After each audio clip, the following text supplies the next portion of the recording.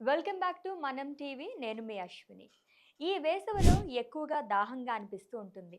ఈ సమయంలో ఏదైనా తాగాలంటే ముందుగా గుర్తొచ్చేది నిమ్మకాయ సోడా. సాధారణంగా ఇప్పుడు బయట అమ్మే నిమ్మకాయ సోడాలో కొంచెం సోడా కలుపుతున్నారు. అయితే డయాబెటీస్ ఉన్న వాళ్ళు సోడా తాగవచ్చా లేదా అని చాలామంది అనుకుంటారు. నిజానికి షుగర్ ఉన్నవారు సోడా తాగడం విషయంలో చాలా జాగ్రత్తగా ఉండాలి. ఎందుకంటే సోడా రకాన్ని బట్టి దాని ప్రభావం రక్తంలో చక్కెర స్థాయిలపై గమనీయంగా మారుతుంది. సోడాలో చాలా రకాల రసాయనాలు, అధిక మొత్తంలో చక్కెర ఉంటుంది. ఇది రక్తంలో చక్కెర, గ్లూకోజ్ స్థాయిలను వేగంగా పెంచుతుంది. ఇది డయాబెటీస్ రోగులకు అత్యంత ప్రమాదకరం.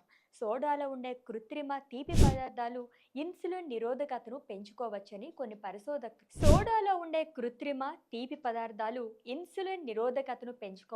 కొన్ని పరిశోధనలు సూచిస్తున్నాయి.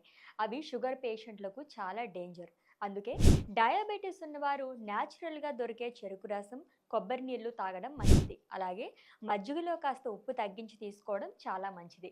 సోడా తాగడం వల్ల అందులో ఉండే కార్బన్ డయాక్సైడ్ డయాబెటీస్ వాళ్లకు ఎసిడిటీని కలిగిస్తుందని డాక్టర్లు చెప్తున్నారు.